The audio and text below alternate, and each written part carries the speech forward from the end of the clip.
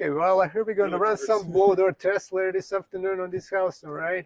Yeah. No liquid flash supply, so okay, I understand one of the propositions with Zip Systems to have the air barrier, right? That's right. So why are you picking Zip System for your air barrier? Well, Zip, you know, like I said earlier, Zip is because everything's integrated, it's more forgiving in the application and the continuation of and to continue the air control layer. So it has the air and the vapor control layer in it, and we seal the seams and any penetrations in there with the liquid flash or with the tape. And so it becomes in both directions, we have air tightness. Yeah. So when we do a blower door test, which is to test the air leakage, which we are doing later this afternoon, we're testing to see how much air leakage we have through our air control layer.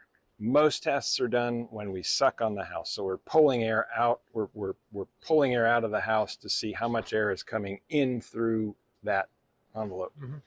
What's great about this system is that we're able to fill the house up with air as well, so air can't go out or come back in. So the air that we want to have in the house stays in the house. Mm-hmm. So when we're pressurizing the house by filling it up with air, it stays in, we're not. Yep. And so that slight pressurization on that building enclosure is a positive thing because it's pushing out any kind of small amounts of unwanted. Actually, you brought a very good point, the beauty of this system compared to the wrap system. You can make the air barrier with your wrap too. It's a lot of work taping the joints, but the one advantage of the Zip versus the wraps is this one performs way better on pressurization versus depressurization. In both directions. Yeah, in both directions. So this is a barrier in both directions. Quite good. Yeah. And wrap probably did a good job, like negative test, but not quite good on positive test, which is a good thing. And we were talking about the air cylinder from the outside. This is just an analogy came to my mind a second ago. So when you build your damn submarine, right, you have to do a lot of welding on these seams. Yeah. Where do you weld it? From inside or from the outside? From the outside. It's damn easier to get that done, make it continuous. So, well, and there are ways to do. There are air sealing packet. There are ways to air seal from the inside, and what happens there is that there's the interior side air barrier is usually it's very tedious to complete that. You're dealing with 6 sides of a cavity, 5 sides of a cavity to be able to, all the corners have to be addressed. You have the framing, you have the wires, you have the plumbing, all these little pieces that you have to go around and make sure. And address all these. And sometimes that's your only option because it's an existing home. Yeah. This is an existing home. When we tested it, it came out at 5 times the allowable infiltration rate from the code. Local code is 5 ACH 50. And so that means 5 air changes. So the entire volume of the house, the air in that house exchanges 5 times in 1 hour at a certain pressure. 50 pascals. 50 pascals, which and then it was measuring over 20. So it was 4 times, did I say 5? It's 4 times the allowable. We were at 14, I think, before we put any liquid flashing on there. And now today we've got all the liquid, all seams sealed, all penetrations will be sealed.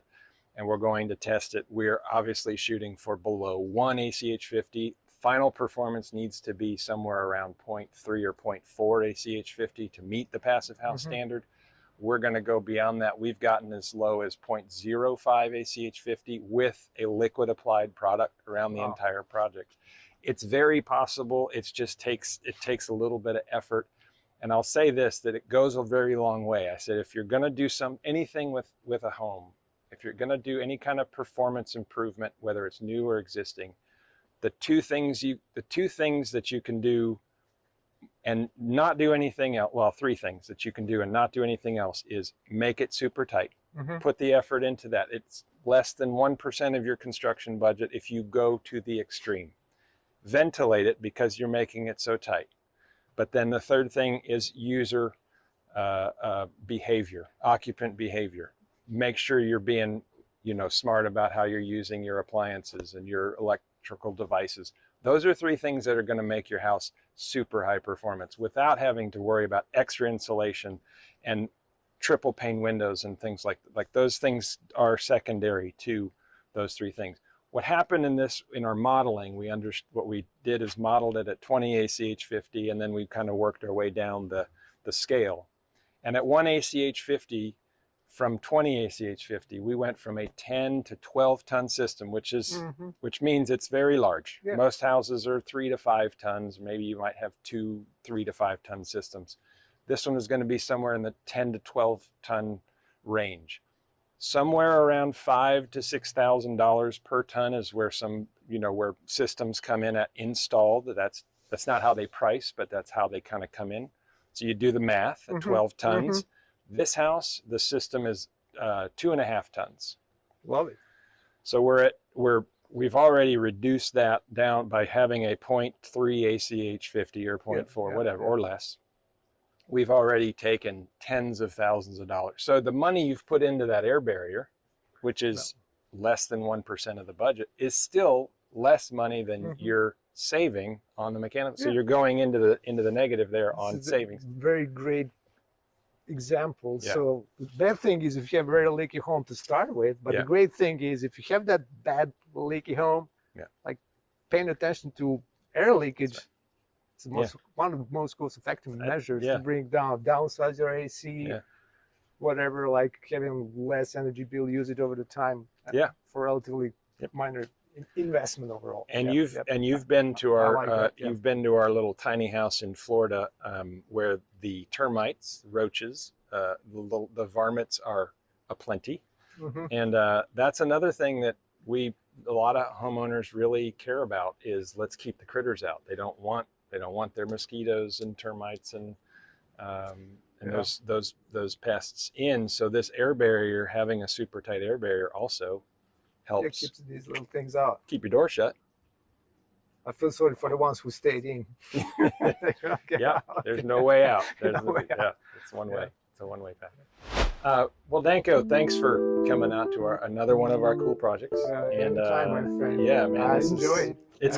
We're gonna be sharing a lot on this channel. I mean, all of our respective channels at Sawhorse, LG Squared, Home Performance Workshop. They're gonna be sharing some things. Corbett Lunsford. There's a lot of stuff we're gonna be learning on this project and sharing it with everybody. And we'll have links to all those sites below. We'll have information about your product.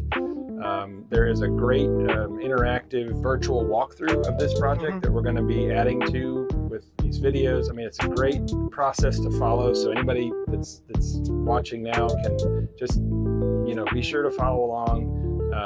We really appreciate everybody's participation and help, and we're going to share all the stuff we, learn, screwed up, all the successes, all the failures, all that stuff that we're learning along the way, so we can share that with the world, and then show how we're learning from it and make it, because we're never perfect, and we want to make a better world. So everybody does. I mean, I'm really happy to be today here because this is probably, I would say, the largest zip project I've seen with the liquid flash all over the place. So cool. And I'm just curious to see how it's going to do on Moto too. So I'm gonna find out real soon. It's a little different. Real world is real world, and the STM lab tests are completely different things. So cool. I'm excited. Thanks, man.